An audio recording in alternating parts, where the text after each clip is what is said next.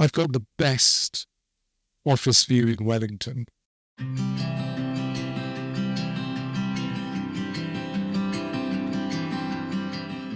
The view driving down into the city is absolutely amazing.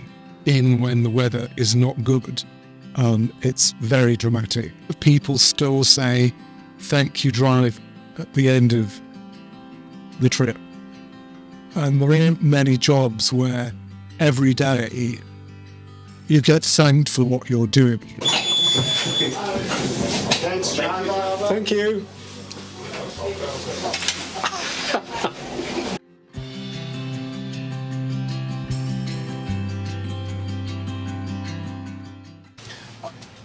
I'm on the mural.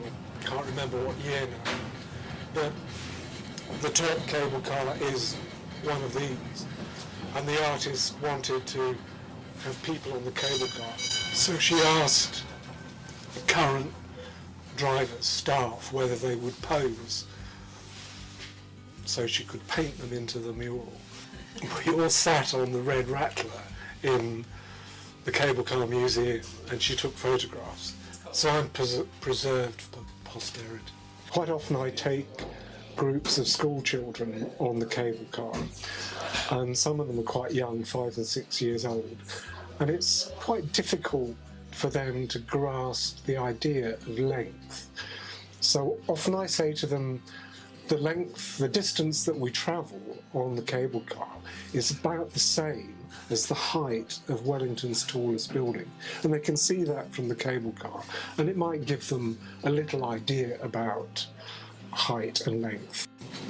We turn the lights in the car off as we approach the tunnels, and you look to listen for the delight of children, because they usually go, "Wow," and you can hear it in the car, and it's just wonderful. And also, when we have cruise ship passengers, we get the same sort of reaction. As we approach the end of the track at Lambton Quay, we often get passengers expressing a bit of surprise because the car sways a bit. You can probably pick that up, and that's actually the cable stretching. And it's a bit like a rubber band, except it's made of steel. But because of the length of the cable and the weight of the car, it actually stretches and contracts, just like a rubber band.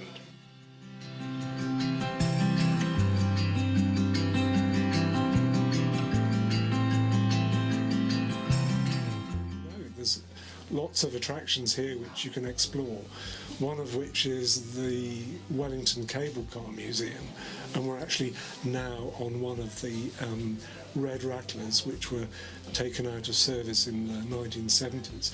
So there's this wonderful museum with 2 of the old cable cars which have been restored and are on show. Then there's Space Place with the planetarium. There's the Botanic Gardens, which are just outside the cable car entrance. And there's a cafe too, and even a Victorian perfumery. Behind me is a model of one of the drivers of a Red Rattler. And he's in a very confined space. It's not like the driver's cabs that we have today. And it was a much more physical job, because the driver had a gripper rod which he would pull to engage the car with the cable, which ran continuously on the track.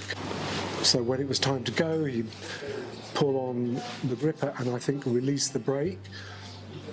When he got to a station or to the end of the track, he would have to put the brake on and release the gripper mechanism from the cable.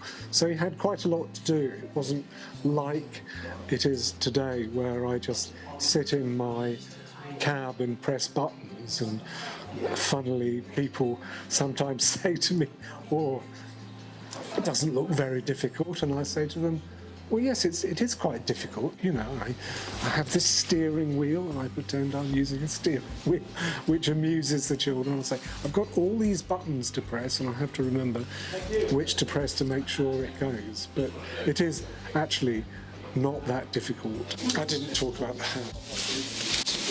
This hat, it's not one of the original hats, I don't think, but it's very similar to the one that the model is wearing behind me. To me, there's a bit of acting goes on when I'm driving the cable car, and I actually feel I need to be in role. And I'd always thought, wouldn't it be good to have a cable car driver's cap? And I was looking in one of the shops in Cuba Street and happened to see this cap. And I thought, that's just exactly what a cable car driver should wear. And at Christmas, I decorate it with tinsel, with lights. So not only do you get lights in the tunnel, but you get lights on the cable car driver's hat. And people love it, kids love it. And it's good, I don't know what you want to call it, customer service.